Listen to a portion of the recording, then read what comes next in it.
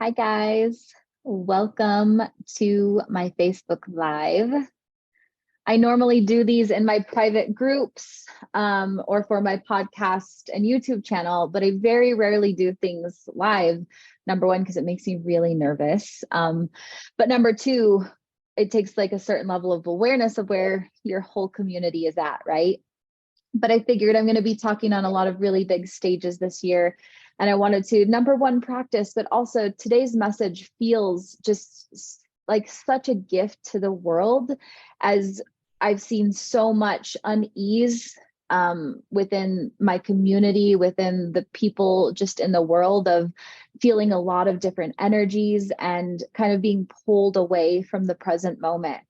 So today I want to teach you a little bit about not only the work I do, but how to get yourself recentered and in a place where you can move through life with intention and with that conscious awareness of what you're creating and investing your energy into. So if you join me, allow yourself to just be really present and in the moment. Allow yourself to be really open to whatever it is that you're meant to receive here. And feel free to comment, engage, whatever. After I'm done teaching, I'll definitely look at them. I'm going to just try to pretend none of you are here right now so that I don't get all bubbly in the belly. So today, what I want to talk about is two things, really. Number one, how our inner child and the different parts of our inner world can pull us away from the present moment and the magic within it. But number two, how to become very aware of your own consciousness and to be able to lead your life from that place. So to get started, if you're joining me, put your feet flat on the floor for me. And if you're sitting, just really sink your bum into the surface beneath you. Try to create a stance or posture where your body is aligned and as straight as possible. And just put one hand on your heart, one hand on your belly, and breathe here with me for a moment. Breathing in through your nose to the count of 4. I like to pause at the top a little bit, and out through your mouth to the count of 4. And again, pausing at the bottom before you inhale again. In through your nose to the count of 4. Pausing at the top. And exhaling to the count of 4. And again, pausing at the bottom. And if you can intentionally try to keep this breath as we move through this teaching, it'll be so much easier for you to be open to what I'm going to say. So I want to explain to you a little bit the conscious mind and the way that it pulls us away from ourselves and the way that inner child plays with the conscious mind to keep us away from ourselves, okay? So if you can, for a moment, notice in this present field, in this space, notice your physical body. Go ahead and feel it, look at it, be really aware of it. And number two, notice any sensations or emotions or feelings moving through your body, and just become aware of those. And as you're aware of your physical body and the emotions and sensations moving through it, maybe even the mental chatter, whatever, maybe you're thinking about my background, maybe you're thinking about what you're going to do tomorrow, or anything that comes up, let yourself be aware of it. And now take 3 steps backwards. Stepping behind your physical body and behind these sensations, these emotions, these mental thoughts. And it's from there that you can become the observer of them. So now we're observing the physical body and any sensations that might be moving through it. We're observing our thought processes, the emotions or the feelings we might get pulled into, and we're simply observing them. Now, if you can do that, I want you to realize that if you can observe it, you are not it. But what you are is that conscious quantum observer back here. You are the one observing the experiences, noticing these sensations, but they are not you. And it's from that conscious understanding of what we are that we can allow ourselves to move through life without getting pulled into all of these pockets. Because see, what consciousness does is it works with the law of attraction in a way that if there's a big field of energy, the consciousness gets magnetized towards it. So if you stub your toe and that creates a painful sensation in your toe, guess where your consciousness is going to go? It's going to flood straight to your toe. If you experience heartbreak or a trigger, your consciousness is going to be magnetized towards that experience. And then what it does is it gets stuck in the loop of that cycle, of that story. Oh, my toe hurts so much. Why does my toe hurt so much? Everything bad happens to me. Today is going to be a horrible day. Or why did she say that? If she said that, it must mean this about me. And if it means this about me, and these huge stories. But if we can step back and be aware that we are the conscious mind and not the things moving through us, then we can direct that conscious energy. We can stub our toe and notice, noticing the sensation of my toe feeling hurt right now. And we can allow that hurt to be there without attaching to it or telling a story about it. And we can instead be back here. And what happens is in that moment, you get to experience life to its fullest because we're not getting in this huge mental story about it. We're experiencing it and letting it go. We're experiencing that beautiful, amazing, first magnetizing, romantic kiss.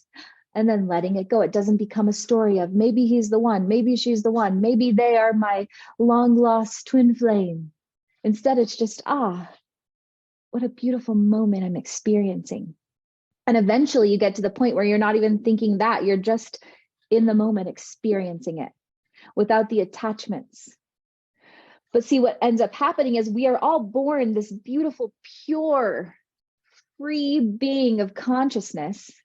And from the moment we enter the womb, we are bombarded with all of these different distractions, these wounding patterns, and these experiences that teach us what we aren't. But we get attached to that identity. We get attached to the suffering, attached to the experiences, attached to the drama, and they become our personal reality. And we get further and further and further away from our pure conscious mind. And that's how we create so much suffering in this world. People who are so far away from themselves that life doesn't even feel like life anymore. And so how I mix these two processes of becoming aware of the conscious mind and that really real stuff that we experience is through inner child work. And what that looks like is noticing all of the things that you learned about life, about sensations, about pain and beauty and all of the things, and going back in and consciously teaching that inner part of you, your inner child, a new definition, a new perspective, a new way of seeing things, so that as that becomes less magnetizing to the conscious mind, while you're still doing the work over here, you have less and less pulling you away from yourself, right? Because in that experience of, oh, maybe this person's the one, what we don't realize is it's our inner child responding in some form to that energy. And maybe that person doesn't have to be the one, right? But we end up making all of these decisions and life movements based on all of these past experiences because we are not aware of the present conscious moment. We're letting the past drive us forward, or thoughts of the future drive us forward, fears of the future make decisions for us. But all of your power, every single piece of your power can only be utilized in the present moment. If you make decisions based on experiences of the past, you're going to create more of the same. If you make experiences based on predictions or ideas of future outcomes, you're trying to control it and you're blocking some of those really miraculous moments and blessings that can move through you. It's through this deep state of conscious awareness and inner surrender, of really knowing who and what you are, that we can literally change our entire reality. I'm living proof of this work. You guys have heard my story. I used to live in a deep despair of suffering. And there was so much valid trauma. I'm not saying that the trauma, that the experiences and all of that weren't real or valid, but what I am saying is they only have the amount of control or power from you that you give them, right? It's why I'm so careful with my work. And, a lot of people are out there saying you create all of these things, right? But we can't invalidate our inner child, and we can't spiritually bypass ourselves. We have to go in and look at why we're giving energy to these hard parts, why we're swayed in a different direction, while at the same time becoming very aware of what we really are, this beautiful energetic consciousness. And it's through the dance of these two different pieces of work that we can become truly free. That it's not our trauma or experiences or limiting beliefs that are dictating our life.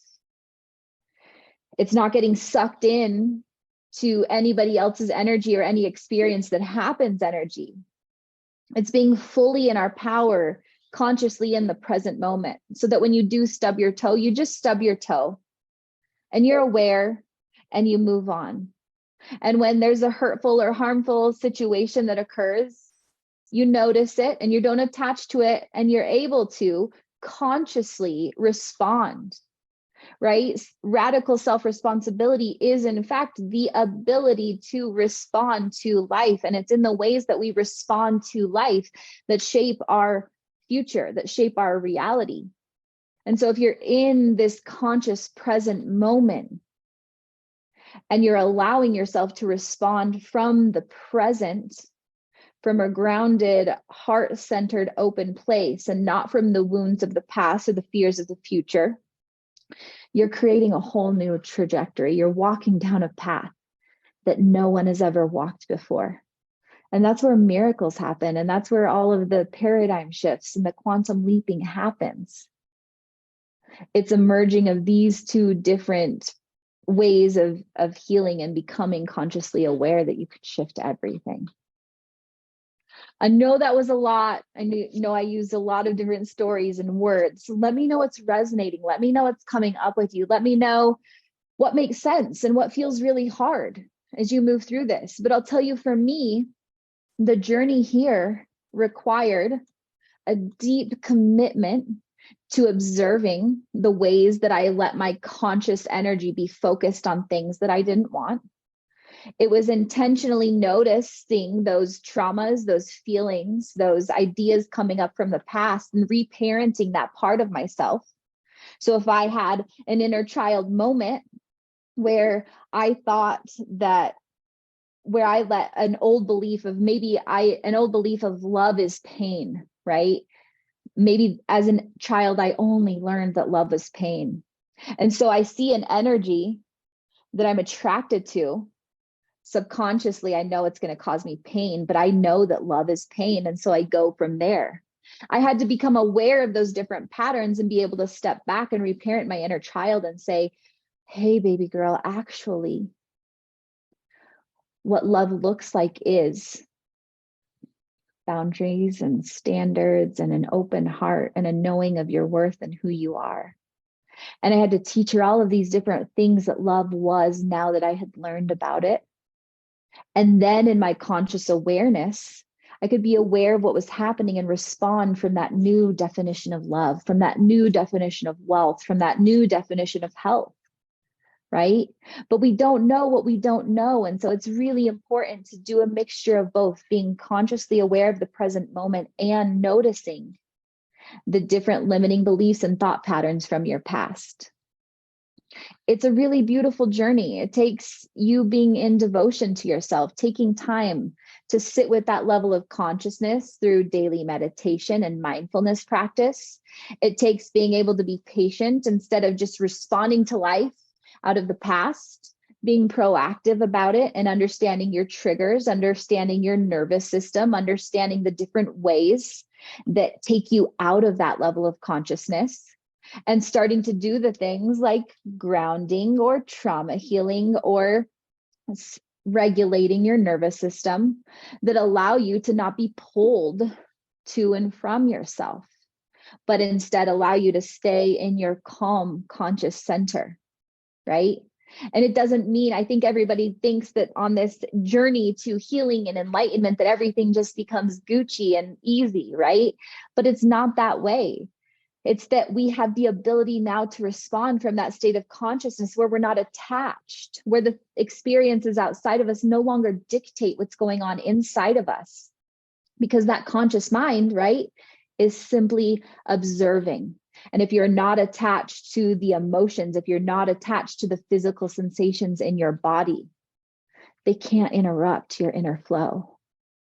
That's my goal in this life, is to allow everyone to feel that deep frequency of love that comes from being engaged in the conscious awareness of the present moment, being able to move forward in that heart-centered clarity as you make decisions, as you interact with other people, as you choose to serve the world, coming from that place of clarity and not from our distortions of the past or the future. So thank you for your time today. It's been so fun pushing myself out of my comfort zone and going live here on my public page. I'm just going to see. Oh, hi, Shauna. Hi, Edward. Thank you so much for saying hi. And I'll be responding to any thoughts or things that come up on this live. So let me know below. And I'm super grateful for your time and energy today. As always, breathe deep and plan on miracles. I can't wait to see what unfolds as you begin to practice being more aware of the present moment. Love you guys. Thanks for joining me today. Bye.